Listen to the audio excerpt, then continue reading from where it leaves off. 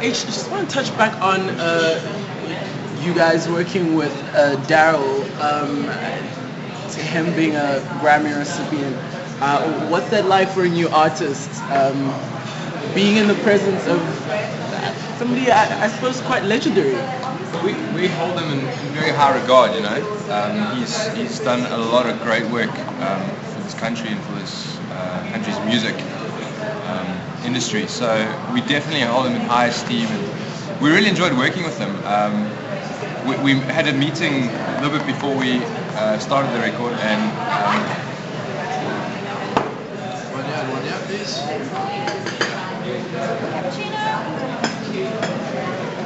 In that meeting, he said to us, "Yeah, no, I can be a little bit of a hard ass in the studio," and we kind of thought, well, what's gonna happen? Like we were a little bit, we didn't know what to expect. When we got in there, he wasn't as hard as we thought he was gonna be, but he did, you know, he knew what he was doing. He had direction, he had purpose, and yeah, I mean, it's great to work with him. So I think it's a small business secret, but if you want to succeed in life and business, surround yourself with talented people. Yeah. That's the key. You know, you pick the right people to be around you, and let their genius infect your whatever you're doing. Right?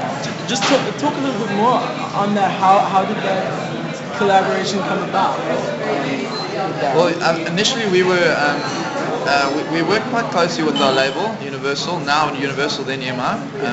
And you know, the guys, we've had an amazing relationship with them. They've been very hands-on, not in a controlling way, but really like just for the band, which is, you know, they've dispelled all the rumors about record labels for us. You know, we've had an amazing experience, and we suggested what we wanted to do. They said, you guys can go bigger. So you know, and I still maintain, no, it doesn't matter who you are, what you are,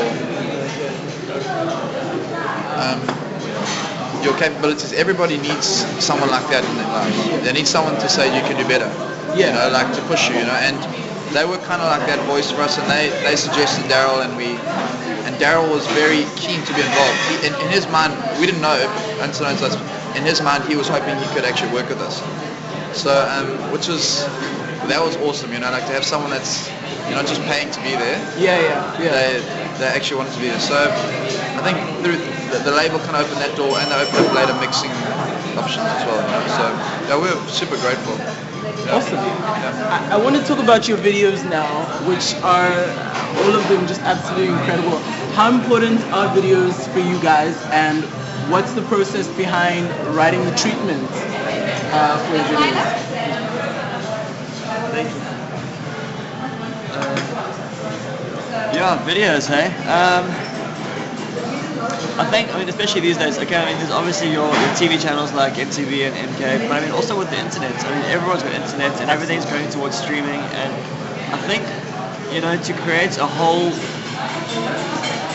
I'll say piece of art, but not to say that we have done that, but to create a full body of work. You have the audio, you have something emotional, you have a visual connection, you have, I don't know, I think it's a really, really powerful tool. And so we've tried to explore that a little bit. It's still early days for us. Yeah. But even with our first video with Hello Sweet World, we got to work with this amazing guy. His name was Sullivan Lifthello. And he's actually from Australia now. And we somehow managed to hook him, and he came and he did a video for us for that. He shot it in 2 days. And he just ran around with the camera, and I think that video interprets the song so well. Yeah. And I think there's something really powerful about having a good interpretation of a song visually. Yeah. And it's awesome to work with other creative people and explore other creative means apart from just music. So we understand the power of it, and we really want to get involved in that a whole bunch more. So yeah, it's something we're going to be working towards on all the next singles and everything like that. Yeah. Awesome. Yeah. Let's talk about live performance and the importance of live performance. What's the importance of a look or a style for you guys live? You know, we've got a designer in Durban, and he's just exploded. His name's Zach Fenty. He started a brand called Sgt. Pepper Clothing. So we work quite closely with him, and I think it is essential, you know, like if music aside, you're part of a bigger industry called the entertainment industry, right? And I think you've got to be aware of that. Like that includes your performance needs to be entertaining. People are paying money to be entertained. They're not paying money to worship you. You know what I mean? They're there to have a show and interaction, and that means you're also part of the media. You know, and being a part of that includes fashion and interviews and all that kind of stuff. And you know, we're happy to do it. We love it. We love interacting with people and fashion. I don't know that we are like individually like on the forefront of fashion, but certainly having someone like Sergeant Pepper involved helps us stay on trend. And they're incredible. And he's been amazing. And what we love about it is it's South African. It's Durban. Yes. And it's internationally like of international standard, you know. Yeah. So like working with guys like that have been like it takes a little bit of the pressure of us to kind of like it's just that would be just another thing to see what's happening in the world fashion wise, you know, like but we love fashion, we love clothes and we love that kind of stuff. That's cool to know. That's cool to know.